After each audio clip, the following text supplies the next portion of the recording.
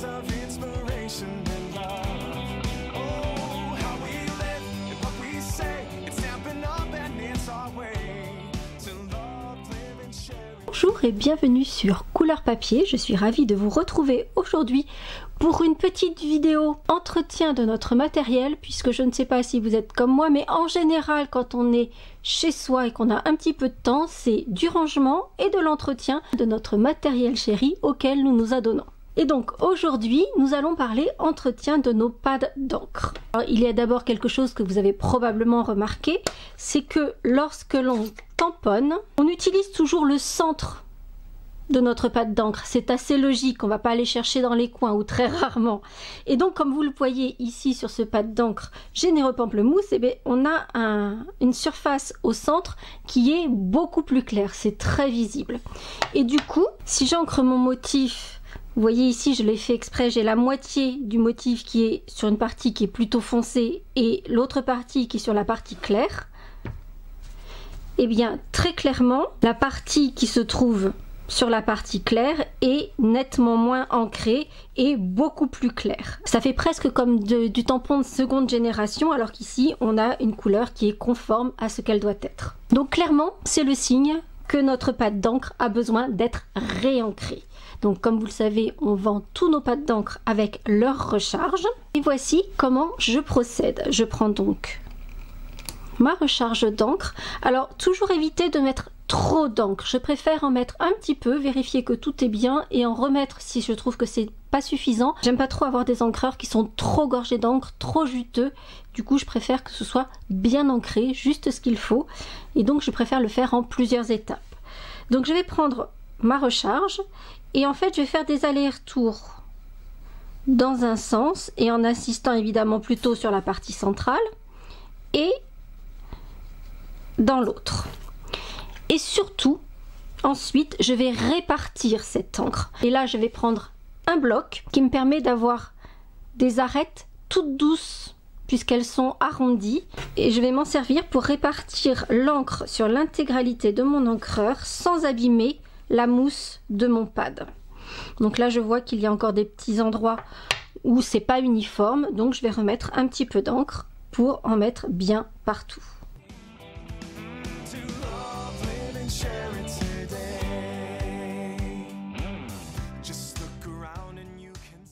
L'avantage, c'est que je peux nettoyer facilement simplement avec un petit chiffon humide et mon pad d'encre peut me servir aussi bien à accueillir un tampon qu'à recharger un nouvel encreur.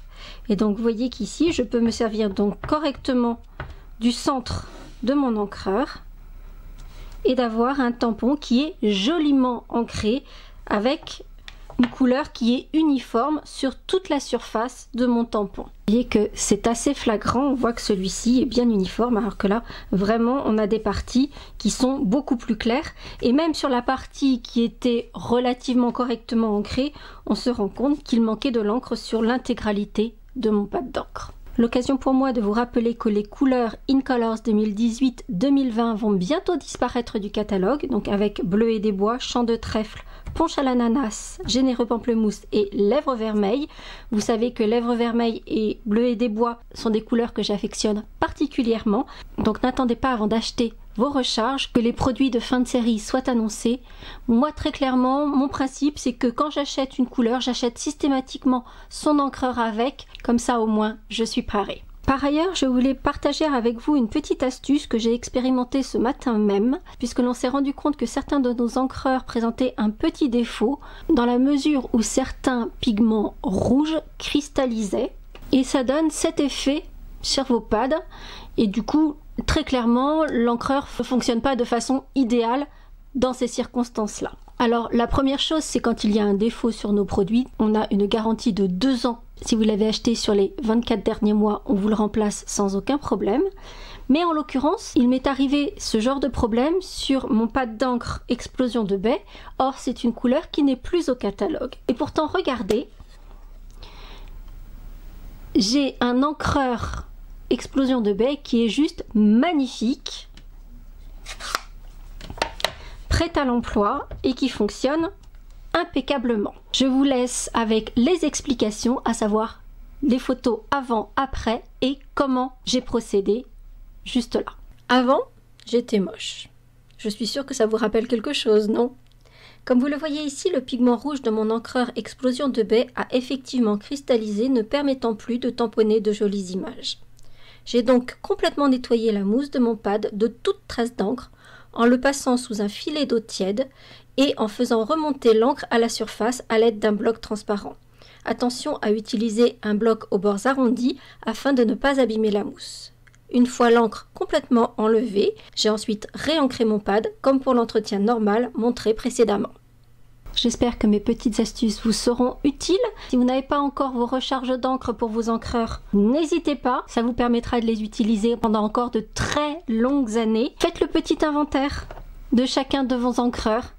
Est-ce qu'ils sont encore bien ancrés ou est-ce qu'ils ont besoin d'une petite cure de jouvence? Je vous souhaite bon entretien de vos encreurs et vous dis à très vite pour de nouvelles aventures créatives.